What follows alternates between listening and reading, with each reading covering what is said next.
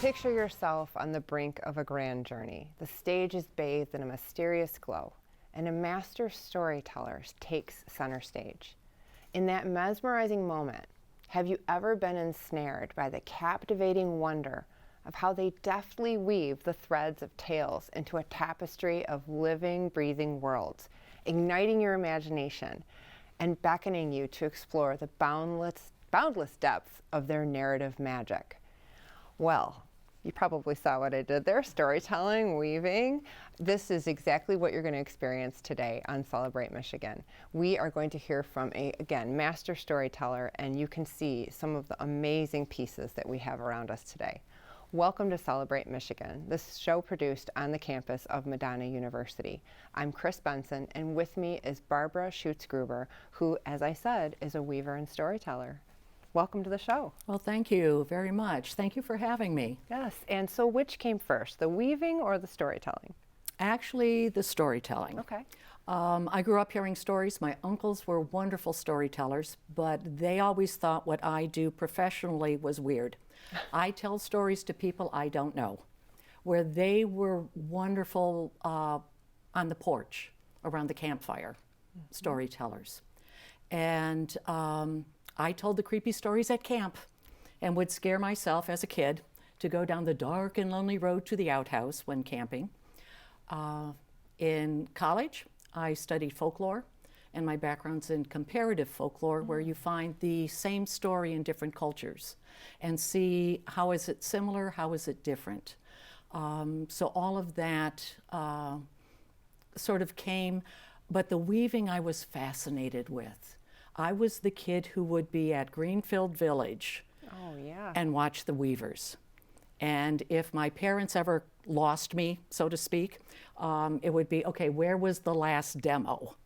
And I would still be there watching those weavers. With wonderful attention, I'm sure, to how are they doing that? How are they creating those pieces? Oh yeah, oh yeah. And I understand, I mean, you've brought some wonderful pieces today. I can't wait to talk about all of these. But you were even giving us some information about the vest that you're wearing today, and you made that out of some interesting materials. Yes, this is hand woven. The side that's closest to you, the weft, which is the sideways yarns, is audio cassette tape. Oh, I love that. And the warp, which on the loom is the long vertical section, that's cotton. And then on this side, that is not as shiny, this is a rayon boucle. So you get a bumpiness and a texture. And between the two panels, it just works well. What inspired you to select those particular materials for this creation? I saw a portfolio case that had been woven using video cassette tape. And I thought, oh, that's just really cool. Video cassette tape would be too thick for using it for a garment. So I thought, well, what about audio cassette? And so on this particular garment, I have the National Storytelling Festival. I have Laura Sims' International Stories, and I have some classical music. Oh, wow. I love hearing that creation process for artists like yourself, how, you know, you see something, you get inspired, and you think, I could use this for that, and look at the product. I mean, it's amazing. And if you would, please tell us about some of the pieces you brought today. They're so interesting and unique in and of themselves. I'll let you choose where to start. Well, I guess we'll start over on this side. The purse that's here, this is done with felt. Now, a lot of people don't understand what felt is. And basically, felt is taking raw wool, the fuzzy stuff, and you lay it across itself, get it wet, rub it, and it will adhere into a fabric. Oh. If you've ever shrunk that wool sweater in the washer. Sadly, I have. Yes. Wool has little prongs that pop out when they get wet, kind of like Velcro hooky things. And agitation will lock them together and they shrink and shrink. So by laying your fibers in certain ways, you can actually make pictures. Oh, it's beautiful. And so this is a large market bag. The side panel that is here is woven cloth, which actually is the same left over from the jacket that's on the dress form. Oh, wow. Because once we weave something, you put so much blood, sweat, and tears into it, you are not throwing any of it out. And you save it and use it into something else. The scarves in the front, this particular one is done with ribbons. It's beautiful. On a bias weave. The red is a very simple plain weave, which is just over and under. And then the multicolor one here is done with a twill squares, and being able to change the colors from one side to the other. So we have a way to play with colors, weaving with ribbons, and just playing with just straight and having it drapey. Beautiful textures, beautiful textures. And they're all sort of very different, and they can be done narrow for a scarf or wider for a shawl. Well, and then there's this piece, which I know our viewers are wondering, tell me more. Who is this? Yes, we'll turn a slight profile.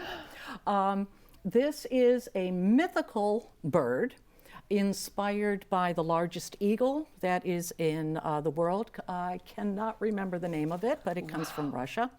I did a workshop with Gladys Paulus, who does theatrical felt pieces, just simply to find out, how do you do that? My gosh, it's awesome. And where some pieces are done very finely with only 2 layers of wool, this all has 6. It started out being literally this big. Oh my gosh.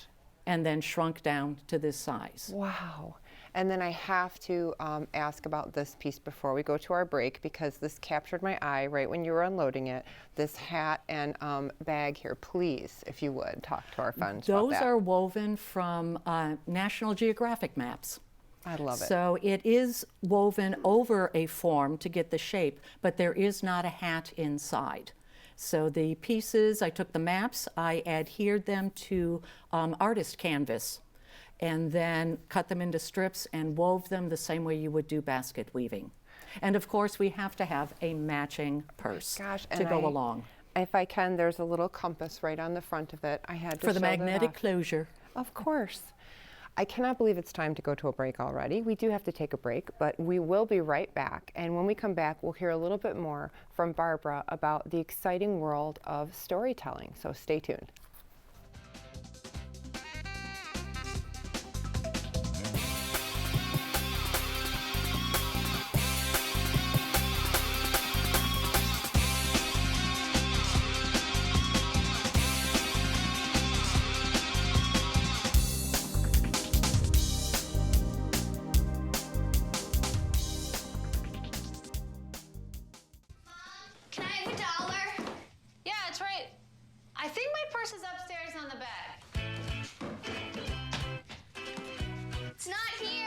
Check the dining room.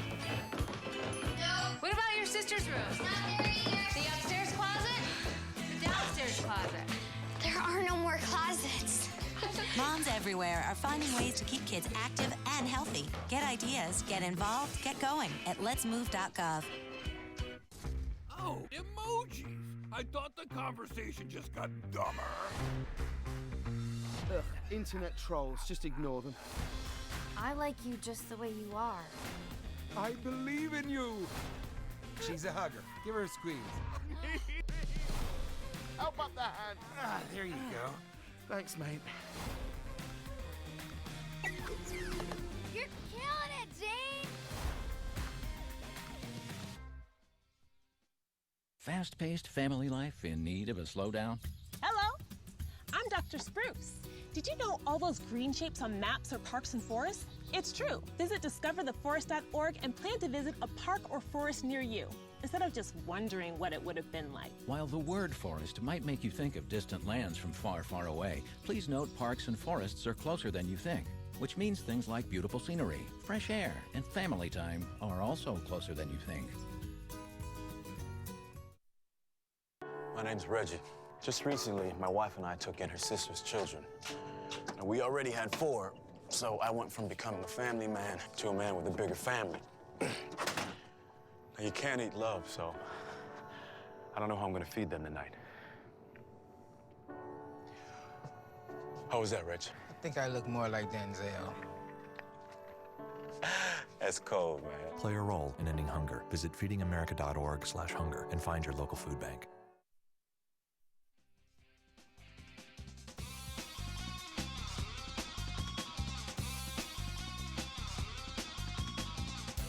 Welcome back to Celebrate Michigan. I'm Chris Benson, and with me today is Barbara Schutzgruber. We've been talking about some of the items that she has created, and I'm just taken with how different each and every one of them is, and the inspiration that you have for these things. You were telling us where, you know, the idea of the vest came from. How do you find so many unique ideas? They fall into my lap upon occasion. I am blessed with one of my kids is a phenomenal artist and always has been. And they came home from school or an art class, gosh, maybe age 11 or 12, going, Mom, Mom, Mom, I know what you are. Thank you, I think. You're a process artist. Oh. The art teacher had been talking about most artists are either project focused, they know in their head, which is what my charming child is, who is now an adult. Oh. And I am the process. It's either the color or playing with or how do they do that. I love taking workshops, not that I'm going to ever do a lot of whatever it is, but I want to know how do they do that. So it's curiosity. Well, there's items you brought for us today. I know we've got some pictures of items that, additional items that you have. And so we're going to take a look at those. And I would love if you could just talk through either the materials you use to create them or the process, because I'm just taken away with how many different, very unique pieces you've created. So we'll take a look at those pictures now. In addition to this one at the end too. So please talk about this. The piece that's on the screen that I wove during the summer of George Floyd's death. Gosh. The title of the piece is Skin. We're all part of the same cloth. And that is using colors in a spectrum all the way from very pale pink into very dark brown, and weaving them in a pattern that they intermix and they flow because we are all cut from the same cloth as human beings. Beautiful and timeless message. This piece is a felt piece done with alpaca wool and silk. It is called Fire on the Horizon. In 1871, my mother's family in the Thumb of Michigan were trapped by the fires that came through across the state of Michigan that in 1871. Wow. They ran from their farm a mile and waded into Lake Huron until the fires passed. 10 years later, in 1881, fires went through the Thumb, and in 4 hours fires went from Saginaw Bay to Lake Huron. My gosh. And again into the lake. Both of these fires happened in the fall. So imagine this time of year having to go into Lake Huron to get away from the flames. Wow, incredible. I can see how that would inspire. This is Lake Vyrnwy, which is in Wales, and it was one of the first playing that I've had doing a picture of a scene from there. And it was just, you know, that red sail on the boat is what caught my eye. And felt. This is a felt. And that's also in felt. Gosh, that's all that with wool. is incredible. I love this one. The Green Man, this is tapestry woven. And it, again, my charming offspring, who is the artist, did the cartoon, which was the basis for what you follow when doing tapestry. Beautiful. It took multiple years. I did all the dye work to make the colors for the green. Oh, that's just beautiful. This is a color spectrum wrap. It was simply playing with colors as they move through the lovely Roy G. Biv, red, orange, yellow, blue, indigo, violet. Oh, each piece, again, I'm just amazed at how different each of them are, and you have a story that goes along with each one. Tell me about the types of stories you tell. I know there's many different types. I tell primarily folk tales, though I do tell some history pieces for Michigan. I tell some personal stories and family stories. One of the stories I've been doing since the 1990s is called a string story, which I will give you a brief example. You use a string to make a shape. So here we have, there once was a woman who lived in a house in the woods. And every day she used to go for a walk, and one day she came back from her walk and she saw something scurry away from that house. And throughout the story, I'm making different shapes, like when you play cat's cradle and make the different Absolutely. shapes. I imagine that draws your audiences in of any age. I was just drawn in. You might have seen my body language just leaning in to hear the story. What kind of reactions do you see people have to your stories? Some of the best reactions are actually just silence. And you can see that they have entered into the story, because telling a story, I don't work much with literary tales. And with folk tales, there's always something that will connect. There's something that's universal, that will resonate within the audience. And I am simply telling the plot line and the movie within my head. I've had kids come up to me after doing assembly work, and their comment is, "That was a really good movie you told." Oh, wow. Because they are seeing the pictures in their heads. I imagine that would feel like the greatest compliment. Oh, yes. For sure. And some stories, the kids will come up and they can tell it back absolutely verbatim from having just heard it once. And I understand that you've won some awards for stories that you've told. I have received the Oracle Award for regional storytelling from the National Storytelling Network, and that is given for long-time performance quality, mentoring, and skills like that for the Midwest region. The 5 recordings I have, audio recordings that I have done in the past, have won 2 Parents' Choice Awards, Wow. an ALA Notable, and 2 Storytelling World Honors. Well, congratulations, and I'm so delighted to have you with us, and I'm hoping I can learn a thing or two from our next segment when we come back on how to tell a story, because the only way I tell a story is in a linear, chronological fashion, so I'm hoping that Barbara can help me. We're going to take another short break, but stay with us, because again, Barbara's going to draw us in with a wonderful story in our last segment, so stay tuned.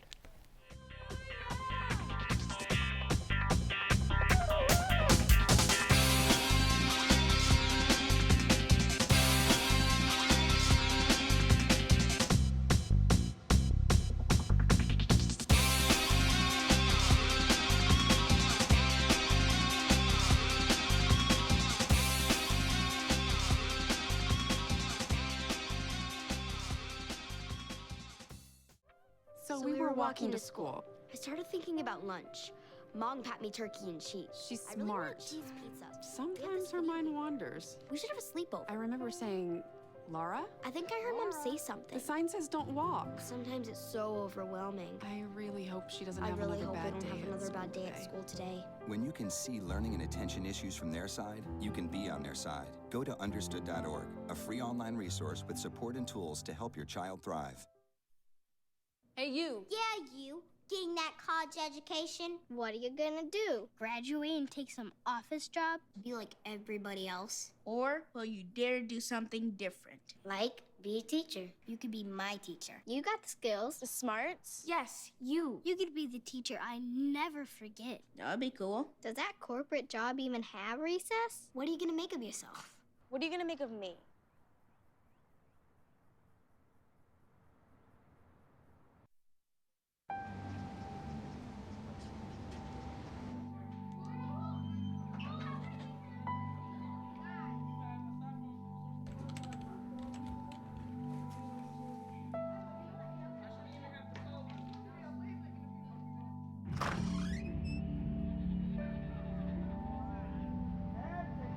When life's this hard, it's no wonder 7,000 students drop out every school day. Visit boostup.org and help kids in your community stay in school. I want to eat apples and bananas. I need to eat apples and bananas. Why can't I eat apples and bananas? Support the Feeding America nationwide network of food banks to help provide meals to those in need. Join us at feedingamerica.org.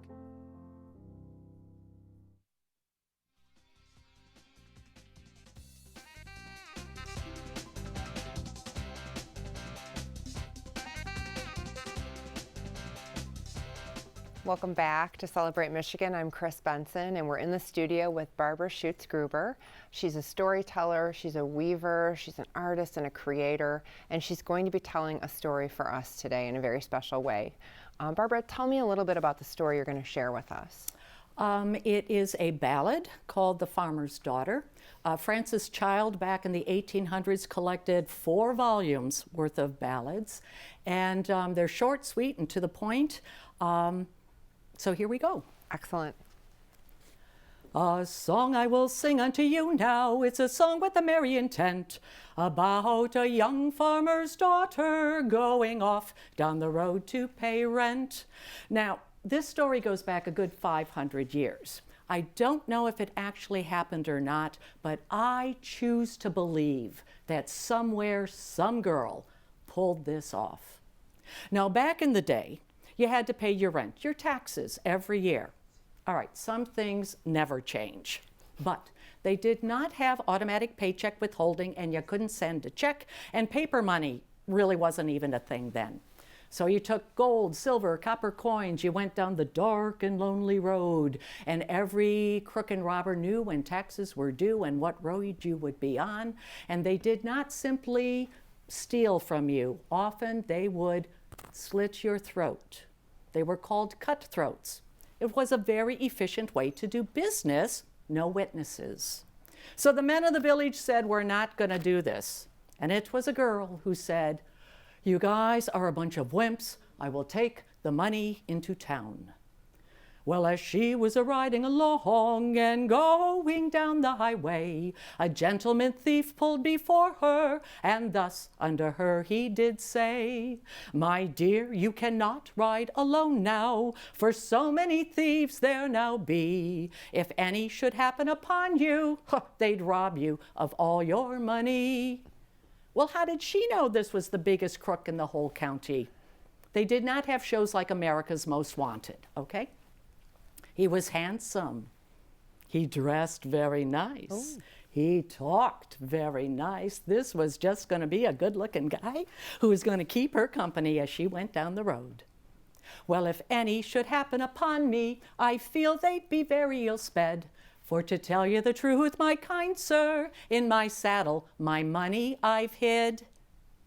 Oops. Well, as they were riding along and going down a steep hill, the gentleman thief pulled before her, and quickly he bid her stand still. I want your money. I want it now. The young girl, however, was cunning, as in this world there are many, pitched her saddle right over the hedge, sir, saying, fetch, if you will have any. The thief, being greedy for money, left his horse and ran after the bags. He pulled out a sword that was rusty and chopped the saddle to rags. But you know what? There was no money in those saddlebags. You see, the night before, her mother, her grandmother, all her aunts, her cousins, her sisters, the girls of the village, the women, they all gathered, and with needle and thread, they stitched, and they stitched those coins into the hem of her skirt, and they stitched those coins into the lining of her coat. The girl put her foot in the stirrup, and quickly she got astride. She put the thief's horse in a gallop, over hedges and ditches did ride. The thief, he came running after, he followed as fast as he could. But he never managed to catch her, she lost him deep in the woods. The girl searched the thief's horse and saddle, and a wonderful sight to behold. She found 20 bags of fine silver, she found 20 bags of fine gold. 1/3 she shared with her village, and 1/3 she gave to the poor. With the last she threw a great party, which is still going on, so I've heard. Oh, bravo, bravo. Barbara, that was fantastic. I loved it. And I loved the girl power. I love hearing it. Oh, you're welcome. Oh, tell me, how long does it take to prepare to tell a story in that way? When I see storytellers, I always think, oh, it's just naturally organic, and how long did it take for you to prepare to tell that kind of a story? The ballads are memorization. And I tell them a cappella because I may tell string stories, but I don't walk and chew gum at the same time. And for me to be a proficient musician and do a story, a cappella is how they've been told for years and years and years. And that is memorization. Other stories, I am telling the movie in my head. I am seeing everything that's going on. The words are not quite so critical if you're just talking in prose, so that makes it a bit easier. Well, it was highly enjoyable. Thank you for sharing it with us. Oh, you're welcome. Where can our audience members find you telling stories, or where can they find the items that you've created? I will be telling stories in Howell, Michigan on the 28th of October, Saturday. The Scary Storytelling Festival is at the Howell Opera House. 4:30 will be Stories for Kids, and 8 o'clock we will be upstairs in the Haunted original Opera House. And those stories are for adults, teenagers and older, because they are kind of the creepy ones. I bet. My website is weavestory.com. And you can also find information on performances, the programs I do. I do programs from elementary school age up through adults, workshops.